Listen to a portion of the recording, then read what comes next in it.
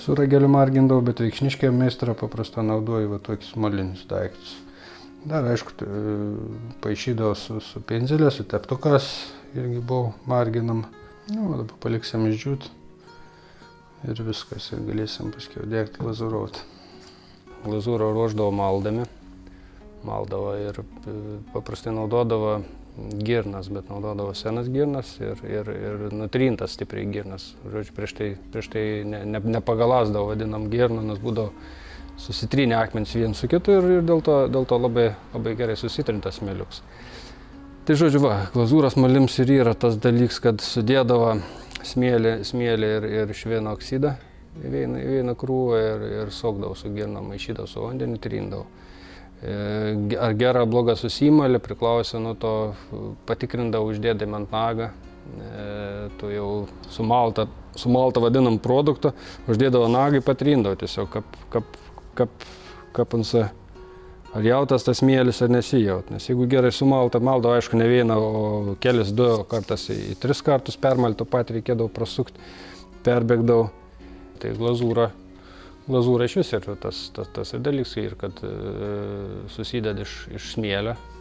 Smėlį Vikšnios, kiek žinau, atsiveždavo iš Latvijos atsiveždavo skaidrų, švarų smėlį, kai norėjo naudoti glazūrai. Ir paskui buvo versija pasakojus, kad Vikšnių pušinėlė pasikasdavo smėlį. Bet žinodavo švarų irgi, kad būtų be kalkių, be priemaišų, nes kad glazūra nepuslytų, nebūtų jokių ten nepageidaujam dalykų. Užspalvindavau glazūrą su geležies oksidu, čia štai aš dabar maliau pats smėlis ir geležingas. Ir jau ta glazūra su tokiu smėliu padarius, o iškart gaunas geltoną arba net šviesiai rudą išėjo.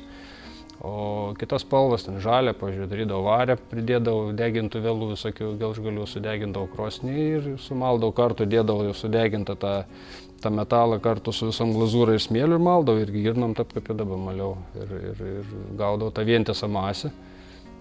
Po to pridėdavau, papildomą būdavo pridedama klijų vadinamųjų ir glazūraudavau podus žalius. O klijai tai darydavau iš miltų arba iš bulvių, košę, tirpalą. Nu, žodžiu, lipnę masę, kurią dėdavau į šitą sumaltą glazūrą, nes ana pati savaime išdžiūvus nubirėdavo. O tie klijai buvo tam dalykų, kad galėtų paskiau nešiuoti, dėti spaudus, kad nenutrupėtų rankos, nenusivalytų. Tai va, dėdavau tų klijų to glazūrą, sumaišydavau, tada glazūrą labai gerą prilipdavau prie paudų. Krosnį, aišku, tai klijai išdegdavo ir ne jokios įtaks nebeturėdavau. Klijai išdegdavo, glazūrą išsilydydavau. Glazūravimo procesas irgi toks, kad įpilam glazūrą į vidų, praskalaujam ir sukdami indą ratu išpilam viską. Stengiamės tai daryti greitai, kad nesusidarytų storesnės vietos, kad tolygiai plonai pasidengtų glazūrą, nes per storą irgi negerai, paskui ten nubėga, nuvarva.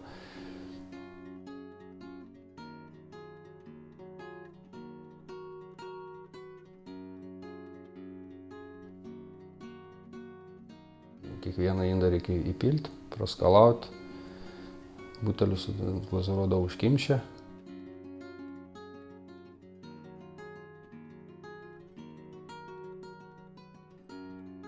Prieš degant vis tiek turi iki galo išdžiūti, sausa ta glazūra turi būti, kad indai netrūktų, jeigu drėgnus dėsi krosnį, irgi negerai.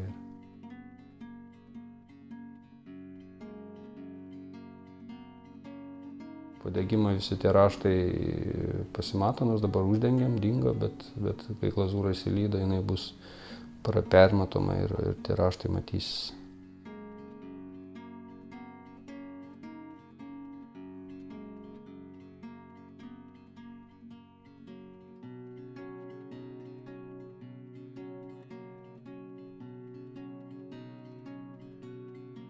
Po to išorę nupilant glazūruodavau.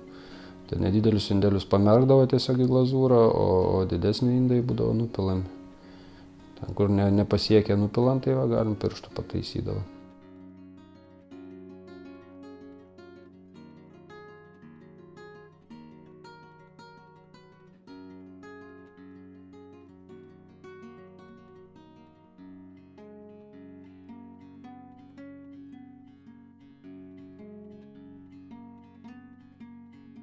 Dabar jau išdžiūvę gaminiai paruošti, dėti į krosnį krauti.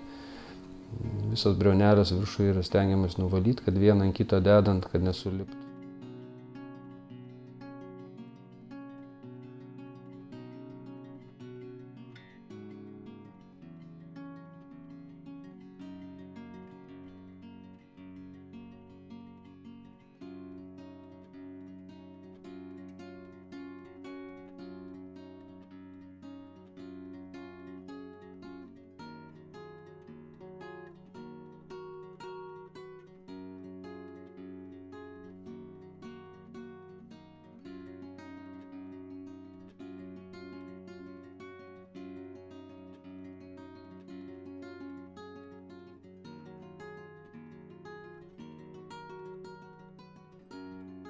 Ir užklijavus pradedam krosnį kūrent šildymu.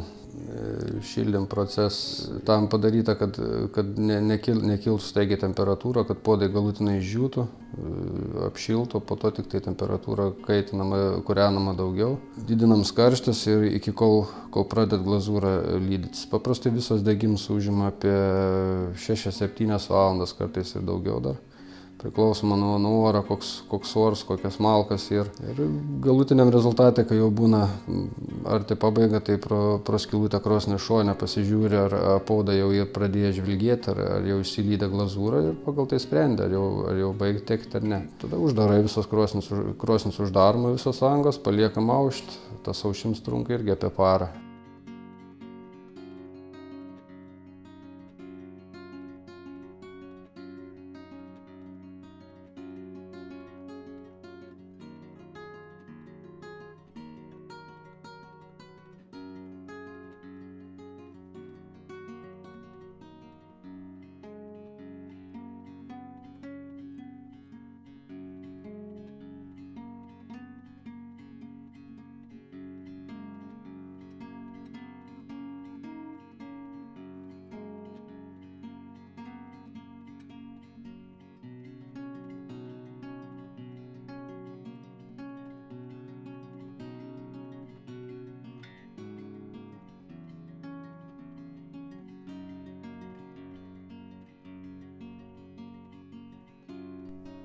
Bėga meta, keitis laiką, gamybą, tačiau Veikšnė ne veltui vadinami paudininkystės lopšiu. Čia gėmis ir augis, čia gyvenontis, vis dar jaut molė kvapą ir ano šėlumą. Minkanu mažai didelį, lėpda įžeit, dovano artimam, o į visą svetimam.